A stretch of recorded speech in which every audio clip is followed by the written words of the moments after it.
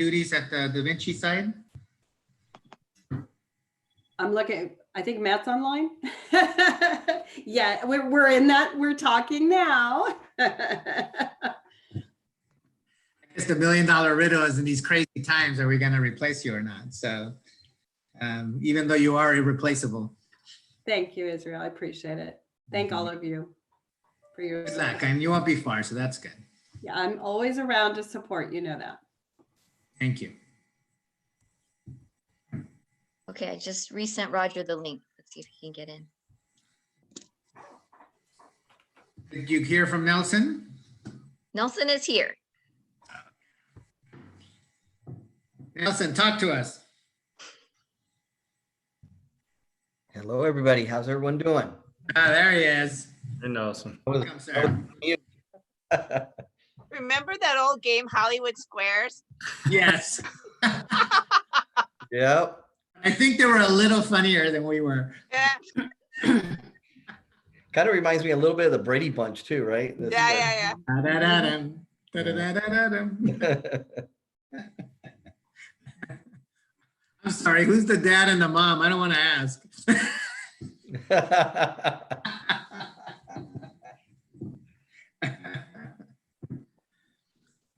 Well, should we just do the little stuff while we're waiting for Roger? Roger has just logged on. Hey, where's Neil at? Roger. Neil's is Neil here. out? Is Neil on business travel or what? Where exactly is he? Where's he exactly? Yeah.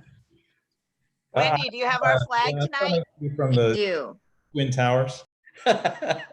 Wendy got a, I'm sorry, not Wendy, Neil got a new office. It's Skyline office. Look at that thing. The skyline is beautiful. Yeah. All right, Roger, welcome. Let's get started. Great, thank you. First, I'd like to open the meeting in honor of Miss Corrine Mills from the school, who unfortunately passed away recently. Oh no. And Blake will speak to that in a little bit. If we could have a motion to adopt the regular agenda, please. Wait, we need the pledge. Who would like to do the honors of leading the pledge? Actually, according to this agenda, I'm supposed to adopt the agenda before we do the pledge. Could be either or. Is that right? Yeah, All we right. usually have it first. Okay, so a motion to adopt the agenda. Yes, please. Who has it? I'll move. Thank you, Roger. Second, Neil. All those in favor? Aye. Aye. Okay. All right, Joanne, would you care to lead us in the pledge? Absolutely. Okay, everyone, hand over your heart. Ready, begin. I I pledge pledge allegiance to the flag flag of the United States of of the America, States of America and to the the republic for which it stands, it stands, one one nation, nation, under under God, God, indivisible, with liberty and justice for all. Thank you, Joanne. You bet. All right. All right, so I guess I will follow the agenda. Assistant Superintendent of Educational Services, was there something that what? Right. Thank you. Good evening. We're here tonight. We're just going to take a few minutes to give you an update on our distance learning grading policy that we've been working on for several weeks now. It's one of the last things that I think most school districts are coming out with. So we just thought we'd give you an update. We transitioned to distance learning just about over a month ago. And in that time, we've been able to reach out to several resources, both locally and statewide, from the California Department of Ed to our groups at LACO, AXA, local assistant superintendents, our own staffs, and our own administrators. And we've done a really thorough job here of gaining understanding and voice in this decision. So go ahead, Wendy. So in looking at how to best go after grading for students who are new to distance learning, along with our teachers, our goal was to support both teachers and students in a time that's certainly not what we're used to, in a way that would not hurt or distract any of our students or our teachers. So we had to take into account equity, special education, our disadvantaged populations, connectivity in our homes, safety, and the challenges overall of just distance learning in general. So taking that all into account, we had, go ahead, Wendy, we had so many different types of grading options available, and it seemed like every day a district was coming up with a new idea on how to grade. I would say almost all districts, with the exception of high schools, have stepped back from using traditional grading in their distance learning grades. So we narrowed it down to 3. The first was our hold harmless current grades. And this takes into account that most schools, including Dana and our elementary schools, had finished third quarter or second trimester grades by the time we went to distance learning. So we had those grades in place. Hold harmless would allow us to keep those grades in place. Students could not go backwards, could only go forward. So those grades would stay, but students could improve on those grades by the end of the year. No student would regress. We also looked at pass, no pass with narrative. This allows us to provide pass or no pass grades to students, but use our language or our comment codes and personalize them so that students would and parents would really understand how they had done during the whole course of the year, including this time of distance learning. And then finally, we looked at no grades at all, allowing for a longer narrative, more personalized to the student, where they could talk about, again, their whole year of performance along with distance learning. And as we're looking at districts around us and generally in Southern California and throughout the state, we're seeing that elementary schools are promoting the no grade narrative option. So this, again, takes away all distractions, allows our teachers to really focus on their teaching and our students to relax and really and hopefully embrace this time of distance learning. This would allow them just to put a slash and then a full narrative. We talked today with our principals who have surveyed their staff and met with their leadership teams, and this seems to be a good option for them. We had the idea that they would personalize their narratives and work collaboratively to talk about how that would look. The middle school is not quite sure where they want to go with this yet. It's a little more difficult in the middle school. We're looking at placement for high school. We're looking at placement in algebra classes. We also are in a place where children really kind of want to see their grades, and some of the parents do as well. There's the idea where we might do a pass, no pass at the middle school. We might also go with the hold harmless current grade. So we're not quite sure. We're going to come back to the board once we have that decided. But tonight we just want to provide a very brief overview of where we've been. It's a hot topic. We're really trying hard to make a decision. I noticed that several of our districts locally have not come out with their formal policies yet. So we're in good company. It seems to be something that everybody's being very careful with going forward. Blake, did you have anything you wanted to add, or was that? Thank you. That's great. I do want to add one thing. Can you hear me okay? Okay. I just wanted to add that one of the things that I would like maybe a little bit direction if possible from the board is if you'd want May 12th or 14th, I'm sorry, is our next board meeting, the 14th. It's a Thursday. So between now and that time, we're going to have to have figured out we're going to have to have created a policy regarding grading.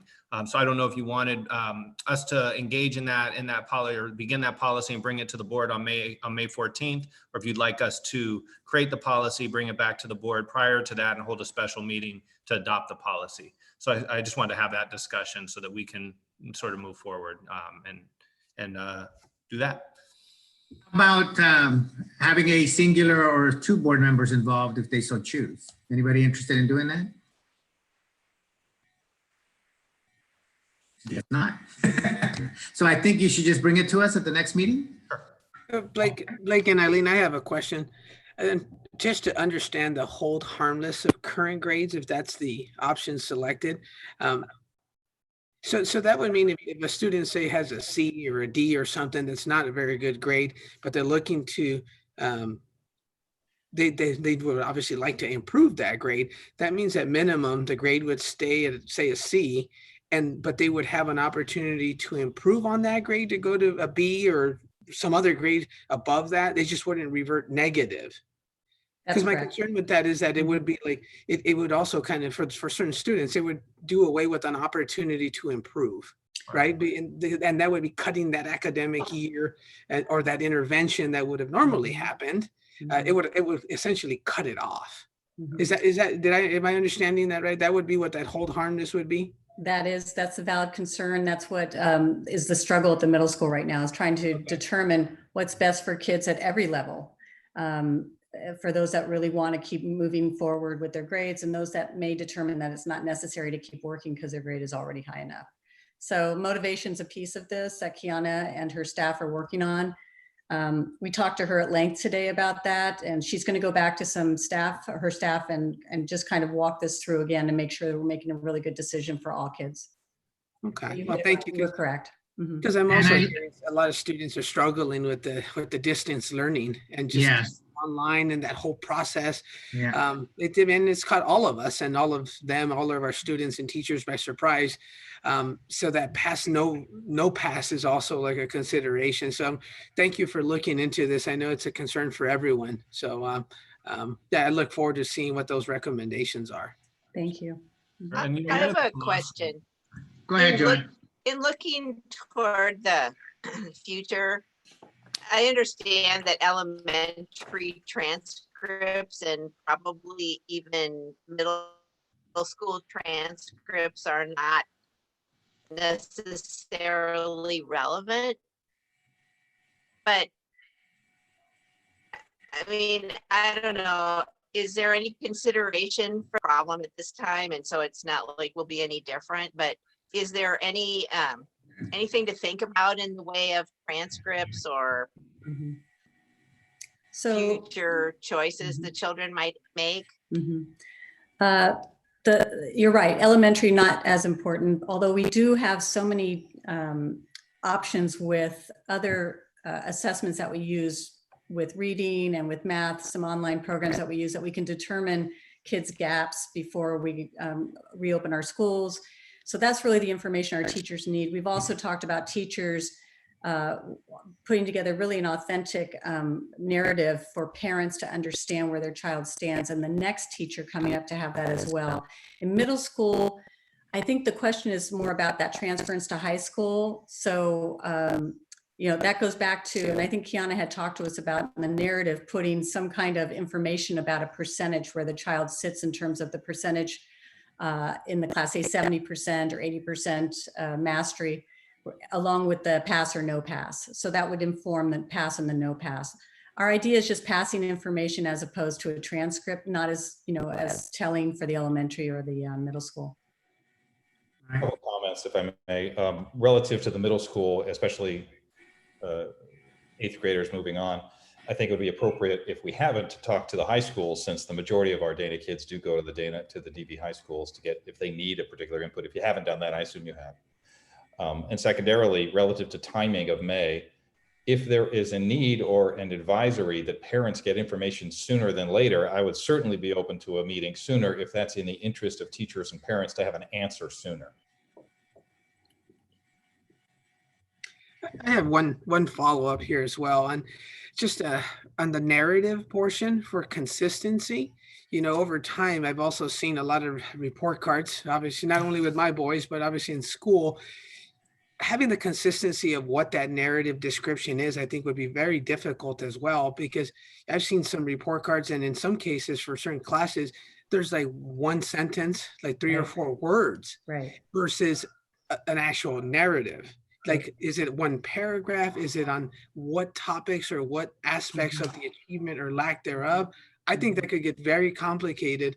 And with having so many different teachers and different ways of writing and narratives, right, we would almost have to come up with some sort of without being overly prescriptive, some guidance or something, if that's something that we're looking to go down the path at like a level of expectation. So I would be very, I guess, curious as to what that would look like before we enacted that, because again, it could be a very broad spectrum of what narrative means.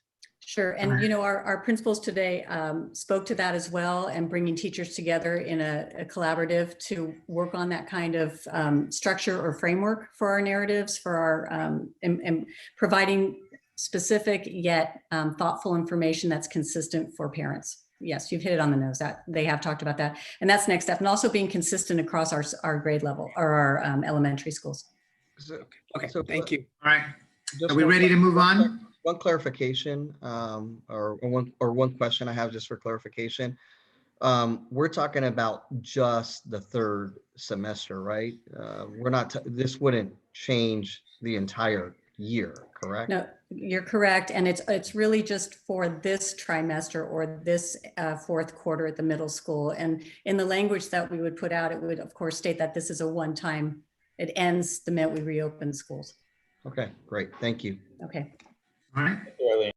thank you. All right. Is that all, Eileen? That's it, thank you. Thank you very much. Okay, Blake? So I just wanted to share that as we move forward, I know I was able to send the MOUs between CSEA and WFA today to the board. And just so you know, it was a real collaborative process. I'm very lucky to work with such professionals. And I just wanted to share that that we're moving forward, and at the end of the year, we're going to reevaluate practices moving into next year. One of the things that are sort of mantra right now, and what we're sharing with principals and with our leadership team, is that, you know, we don't want this to be we're holding our breath and just waiting for next year to come and hoping that this passes, but we're starting to look at education in a different way, and hopefully learning new things as we go through this unfortunate, unprecedented time. So just so you know, sort of the message that we're sending, the message that we're hearing from educational experts out there and working. Obviously, Matt has shared some articles with me. He sent one just as late as this afternoon. So definitely looking at different options for education as we move forward. So I just want to share that with the team today. That's it. Thank you, Blake. Hey, Blake, I'm sure the leadership team has to start us planning that we don't come back to the classroom in August, September. And assumption is painful, but we've got to consider it. And until there's some sort of cure or way to heal this better, bringing 1,500 kids into a school like Da Vinci, or 1,000 into Dana, just doesn't seem to make sense. And we've got to be prepared for that. So that's my 2 cents worth. It might mean they only come to school 2 days a week or 3 days a week, and you find a way to separate them more, and different times, AM and PM. I mean, we got to start thinking outside the box, and how do we get less people in a room? I also agree with Israel that we need to prepare. I think there was and I don't know which college it was, there is a California college already that's announced that they are going to online for the fall. So I think we need to be prepared that we may be going back to a different situation where either we may have a combination of online and in person, or we may need to stagger. I don't know what that looks like, but we need to prepare for it. Thank you. All right. Did you have anything else? I did. I just wanted to just say, on behalf of the district, Mr. Mora today opened the meeting in honor of Miss Corinne Mills. And just after many years of overcoming health setbacks, Corinne did pass away this morning. She began her career in Wiseburn in 1975 as an instructional aide at Dana. And then the following year moved over to Anza, where she served as an instructional aide and as a playground supervisor for the remainder of her long career in Wiseburn. She served many generations of Anza students and families, and was a beloved member of the Anza family. Her friends and colleagues will miss her greatly. The district will have a gap because of her absence, but we are fortunate for her 40 years of service to Wiseburn, and we were able to honor that in May of 2016. But we do send our sincere condolences to her family at this time, and to all that knew her as a friend. So tremendous loss to our community. Just wanted to share that. Thank you, Blake. All right, moving to the agenda items, general 4.1, to confirm Da Vinci board member Derek Boston by roll call vote. Wendy? Yes. Okay, so Israel Mora, Aye. Neil Goldman, I think we needed a motion as I well. think we need a motion. No, thank you. Who would like to motion that? I'll motion it. Thank you, Joe. Second, Who seconded? Nelson. Nelson. Thank you, Nelson. I'm sorry. So go ahead, Wendy. okay. So we have Israel and we have Neil, Roger, Aye. Joanne, Aye. Nelson, Aye. So Motion moved approved. 5-0. Moving on to 4.2, consider approval of the Weisburn Unified School District and Da Vinci Schools Memorandum of Understanding, Da Vinci Connect Charter Revision, Governance Bylaws, and Magna Carta by roll call vote. Would like a motion, please? So I'll moved. move for approval. I'll second it myself. Can I make a comment? Yes, please. I want to thank everybody who worked on this for months to make sure that we got to the point where we could vote on these topics. Everybody had a hand in this, and I am happy to be here tonight that we're actually taking some action. And it's thanks to Israel and Blake and Neil and Matt and Roger and Nelson and everybody on this paper frame here, Wendy. And I just want to say thanks because everybody went out of their way to make this work. So thank you. Thank you, Joe. I agree 100%. All right. Wendy, you want to do your roll call? Roll call, Israel Mora, Aye. Neil Goldman, Aye. Roger, Aye. Joanne, Hi. and Nelson. Aye. All right, 5-0 carries. Thank you all. 4.3, action on request for material revisions to the Da Vinci Connect Charter School petition and adopt resolution number 19/20.19. I would love to move this myself. Could I get a second? Second. Any comments? Same comment as before. Here, here. All right, Wendy, go ahead. I would like to add something. Overall, this process has been a very extensive, thoroughly discussed topic, but I would like to also say thank you to everybody on both the Weisburn board and the Da Vinci board and administrations on both sides. I think ultimately it is a great decision, a wonderful program that we're looking to enact for the benefit of the Weisburn students, the Weisburn community, but also the broader community that Da Vinci serves as well. And like I said, it's a topic thoroughly discussed, but at the end of the day, we did come to an agreement for the benefit of all of our students. We put aside a lot of differences of opinion on items that we discussed and allowed us to come to today's vote for such a wonderful program. So I did want to say, echoing your comments, Joanne, thank you to everyone. It's a privilege and an honor to serve with you on the board. I think this is a great opportunity for all of us. Thank you, Roger. Well said. Appreciate it. Pete, you want to go ahead? Israel, Aye. Neil, Aye, with a brief comment, thank you for the vision. It's obviously more relevant than ever in these current times for Da Vinci. Roger, Aye. Joanne, Hi. and Nelson. Aye. All right, motion carries 5-0. Congratulations, everyone. Woo! And Matt, make sure you call Michelle right away. He's watching, I think he said. She's watching. We're live on YouTube. Kudos to Michelle for fantastic. hanging in there through this long process. So we appreciate Yeah. that. Do we have anything before we go to closed? Okay. So how much time do you want before we start closed? Do you need a break, anybody, or do you start right away? Actually, Israel, could we share one thing before we go to closed?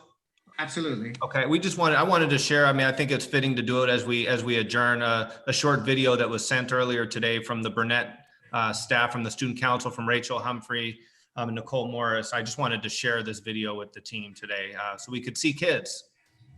That'd be great. Hang on 1 second. I'm trying to get that up. 1 second. Okay. Can everybody see my screen? Yes.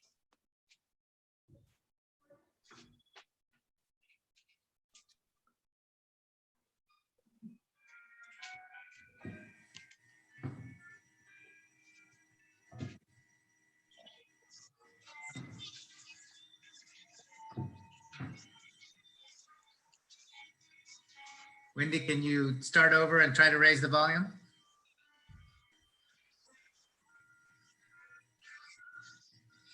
You can't hear her.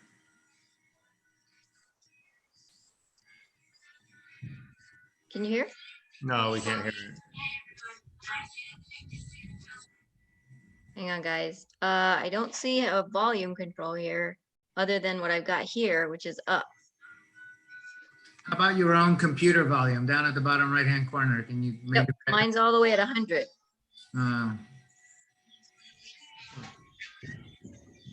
Oh, do you want to resend it to us? Sure. Yep.